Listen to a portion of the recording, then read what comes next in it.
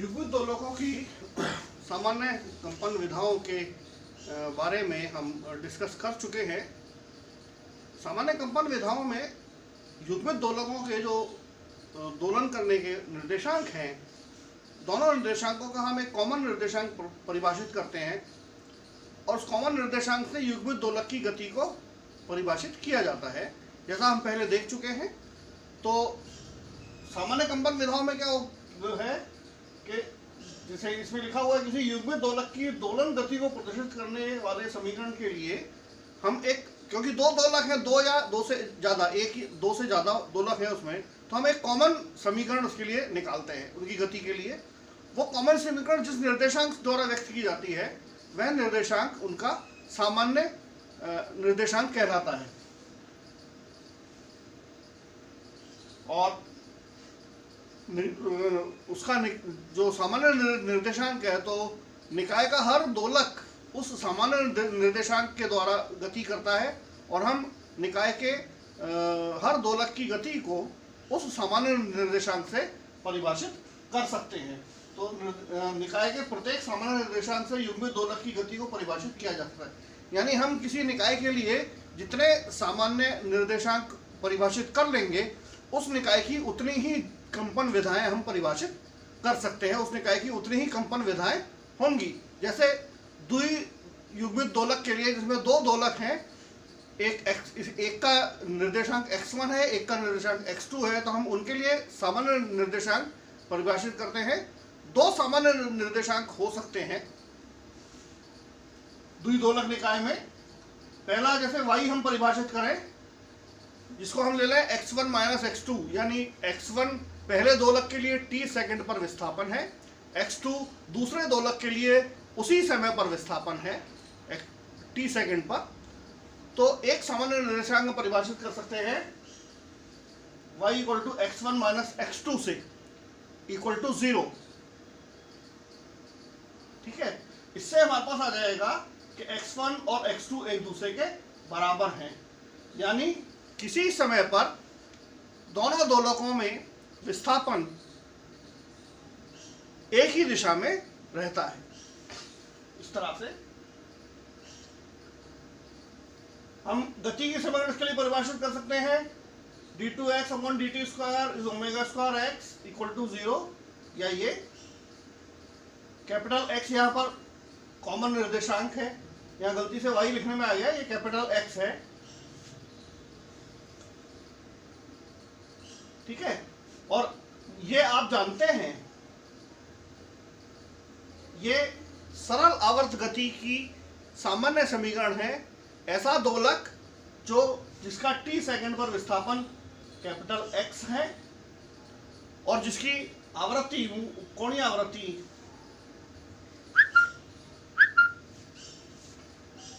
Omega 0 है,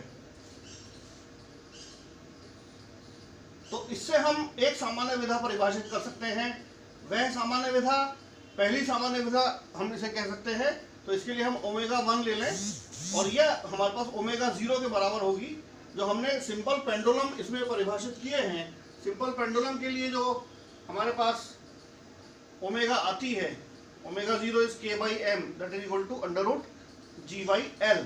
यही omega 0 हमारे पास पहली सामान्य विधा की आवृत्ति होगी, यानी पहली सामान्य विधा की आवृत्ति हमारे पास दो दोलक के लिए बिल्कुल जो उसकी मूल आवृत्ति है उसके बराबर होगी। दूसरी सामान्य विधा हम इसके लिए ले सकते हैं, जिसमें कॉमन निर्देशांक x लें हम, that is x1 plus x2 equal to 0।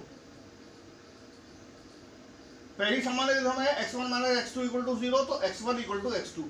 तो पहली सामान्य विधा में क्या हो रहा है, दोनों दोलक एक ही दिशा में गति कर रहे हैं। इस तरह से दोनों की गति की दिशा एक ही है।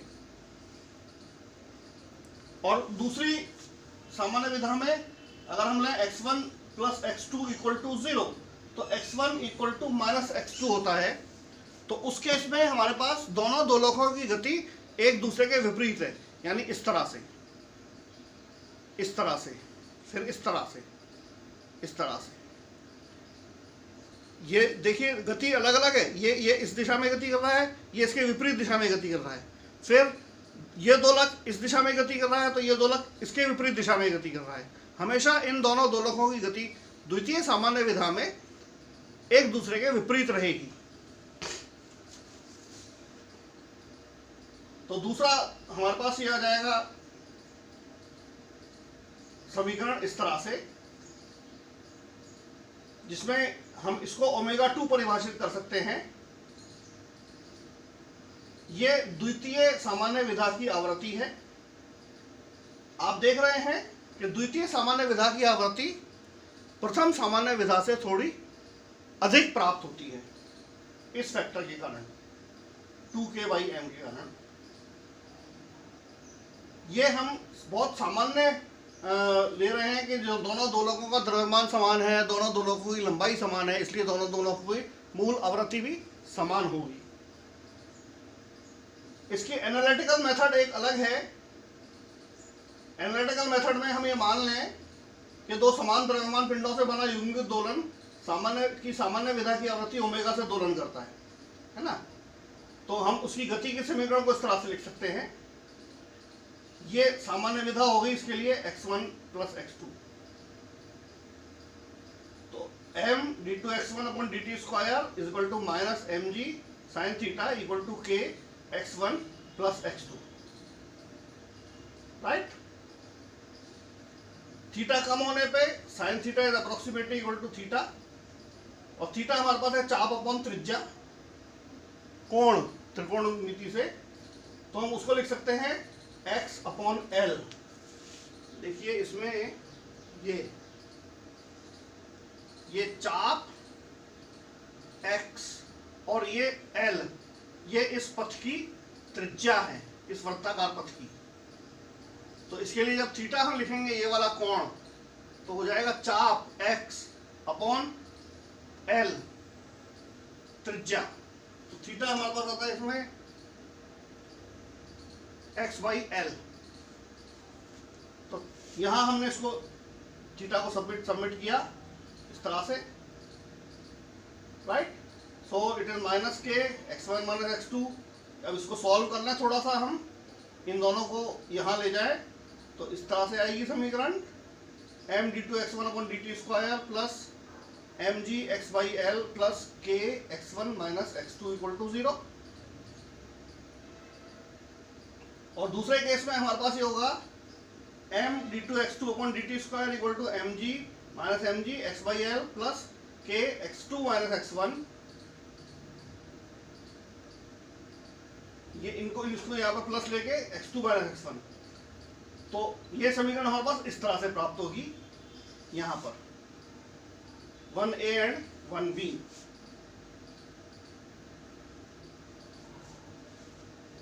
इन दोनों के सॉल्यूशन हम डिफाइन कर लें। ये जो समीकरण हमें मिल रही है 1a और 1b, इन दोनों समीकरणों के हल।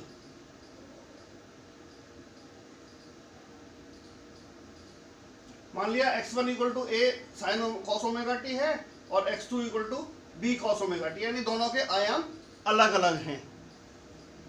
आवृत्ति हमारे लिए दोनों के लिए कॉमन है ओमेगा। तो इससे फर्स्ट डिफरेंशियल इसका निकालें, सेकंड डिफरेंशियल निकालें, और इसी तरह से इससे सेकंड डिफरेंशियल ये उस समीकरण में रखें तो d2x/dt², इसकी जगह हो जाएगा a ω²। बाकी की समीकरण एज इट इज है, ठीक है। यहाँ पर a cos ωt - b sin ωt, b cos ωt। यहाँ पर हमारे पास x1 था तो उसकी जगह पर a cos ωt हमने इसमें से कॉमन निकाल लिया है। इसी तरह से 1b में रखने पर ये जो समीकरण हमारे पास है 1b, इसमें इसको सब्स्टिट्यूट करें तो 1b में रखने पर हमारे पास ये समीकरण आती है। अब इस समीकरण में 0 होने के लिए जरूरी है या तो ये 0 हो फैक्टर, या ये ब्रैकेट के अंदर जो फैक्टर है ये पूरा 0। आप जानते हैं cos ωt एक ही शर्त पर 0 होगा जब t = 0, तो cos 0 = 1। तब भी जीरो नहीं होगा। जब ये 90 होगा तो हमारे पास ये जीरो होगा। Omega T equal to π/2। तो कॉस ओमेगा टी क्योंकि हमेशा जीरो नहीं होता है, इसका मतलब ये फैक्टर हमारे पास जीरो होने चाहिए। तो ये पहला वाले इक्वेशन से ये और दूसरे वाले इक्वेशन से ये, these are 2a and 2b समीकरण। इन दोनों को जोड़ें तो हमारे पास यहां से a यहां से b, फिर ये a और यहां से b, तो mg/l a प्लस b, फिर k a माइनस b और k a plus b, a minus b, right. तो ये टर्म तो कैंसिल हो जाएंगी, ठीक है। और यहां से हम इसको कॉमन निकाल लें, a प्लस बी और m को, तो ये m a plus b omega square और g/l इक्वल टू 0। इस समीकरण में हमारे पास अब इसमें भी वही प्रॉब्लम आती है, a इक्वल टू 0 है, यानी या तो ये 0 होगा या ये 0 होगा। तो हम इसे मान लें ये 0 है, तो a plus b equal to 0 यानी a equal to minus b लेने पर ये हमारे पास बचेगी, इट इज इक्वल टू 0। ये 1 है, a plus b equal to 0, तो a equal to minus b, तो ये पूरी फैक्टर 0 हो जाएगी। इससे आप लिख सकते हैं ओमेगा स्क्वायर इज g/l या ओमेगा इक्वल टू g/l। ये हमारे पास इसकी प्रथम सामान्य विधा की आवृत्ति है, जिसमें हमने लिया क्या है, कॉमन निर्देशांक क्या लिया है, a प्लस बी। ये इसका सामान्य निर्देशांक होगा। बिल्कुल इसी तरह से इन दोनों समीकरणों को 1a और 1b, इन दोनों समीकरणों को 2a और 2b को घटाएं, तो यहां से a माइनस बी, ये a और ये माइनस बी, ये वाले, और ये वाला हमारे पास plus k a minus B आएगा, और ये आएगा हमारे पास minus minus plus k a minus B.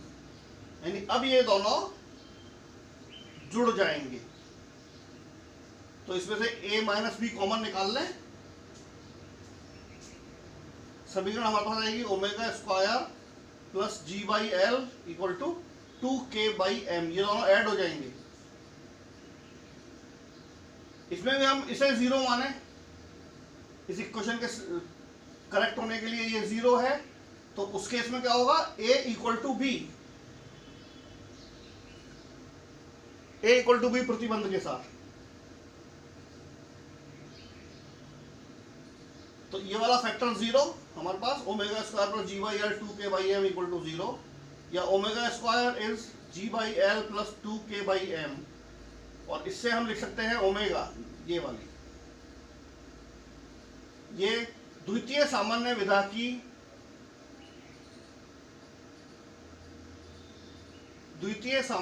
की आवृत्ति है। 2a में हम रखें ओमेगा इक्वल टू g/l, ये 2a, ओमेगा स्क्वायर यहां है, राइट। तो omega equal to under g/l, और इससे हमारे पास कंडीशन रिवर्स कर रहे हैं हम वापस, तो कंडीशन वही आती है a minus b equal to 0, यानी a इक्वल टू b। तो पहले सामान्य विधा में दोनों दोलन समान दिशा में गति करते हैं, दोनों का आयाम समान है a इक्वल टू b होने पर।